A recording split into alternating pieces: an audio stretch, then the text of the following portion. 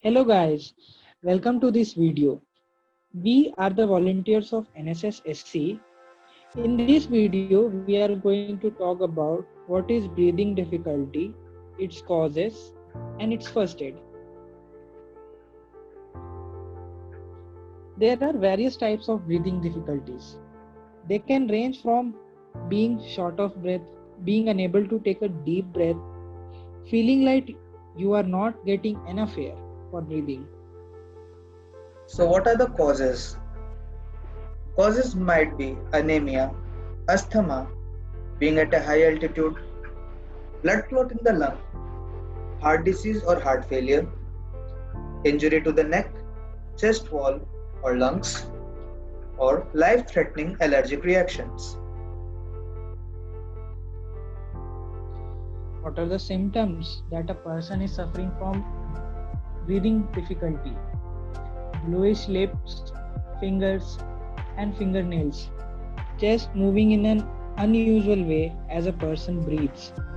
Chest pain, confusion, lightheadedness, weakness, or sleepiness. It sometimes cough, fever, gargling, wheezing, or whistling sounds. Slow, swollen tongue, etc. So, you should call your doctor right away if you have shortness of breath is brought on by coughing, especially productive coughing.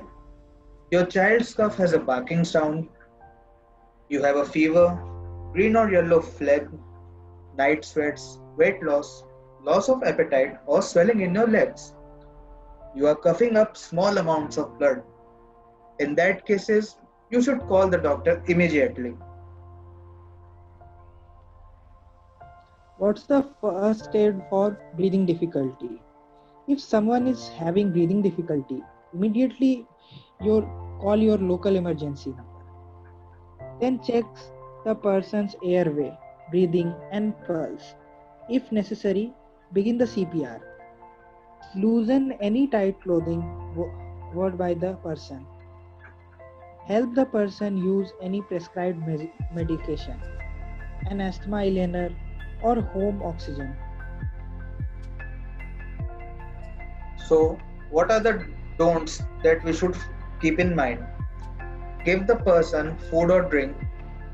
Move the person if there has been a chest or airway injury, unless it is absolutely necessary. You should not place a pillow under the person's head. Wait to see if the person's condition improves before getting medical help and get help immediately.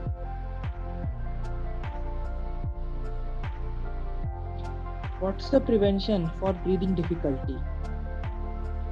Wear a medical tag alert if you have a pre-existing breathing condition such as asthma, especially on in dust regions. If you have asthma or allergies, eliminate allergy triggers like dust mites and mold. Do not smoke and keep away from second-hand smoke. Do not allow smoking in your home.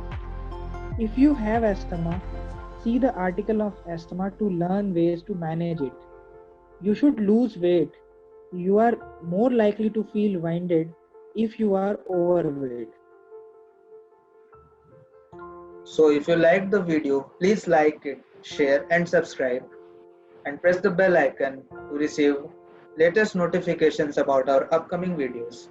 Stay healthy, stay safe. Thank you. Thank you.